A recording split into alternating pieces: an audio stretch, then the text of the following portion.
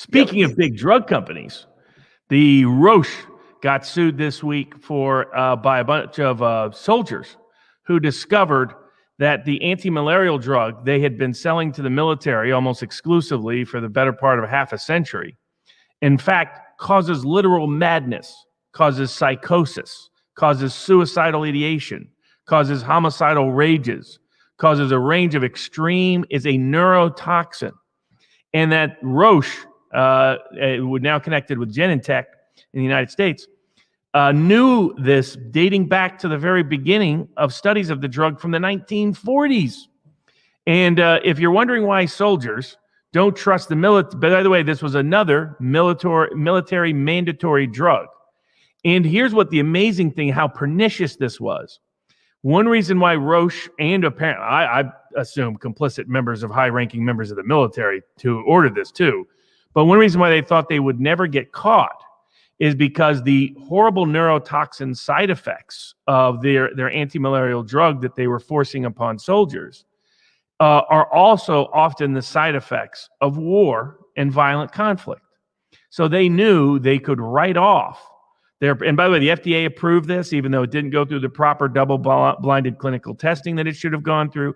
The FDA approved this while ignoring adverse data, and that might be relevant to something else we're dealing with right now in the trustworthiness of the Food and Drug Administration. So the U.S. military and the U.S. federal government lied and hid about critical information or ignored critical information to the detriment of their own soldiers. The FDA failed to do their job at all and basically pushed a drug that was extremely dangerous and that studies dating back to the 40s would have shown if they would have actually done their job.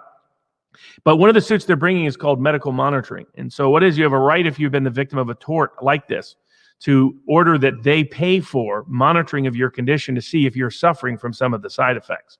So it's a big major class action because soldiers, people who went to Afghanistan, and if you know anybody out there who might have had some of these side effects, you might want to look into possibly being part of this class action that could pay for their medical expenses on the way to other financial recovery, because it appears they deliberately lied and hid data that exposed the fact that their anti-malarial drug literally caused madness and the variations thereof. Severe, irreparable, lifetime injury.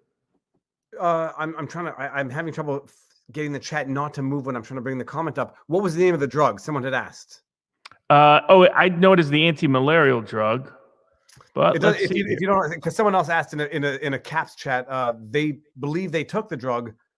When they asked for your advice, but you're not the lawyer in this. What do they do? It goes under the brand name Lariam, and it was the mefloquine. I'll put a copy of the whole suit up at vivabarneslaw.locals.com so people can see it. All right.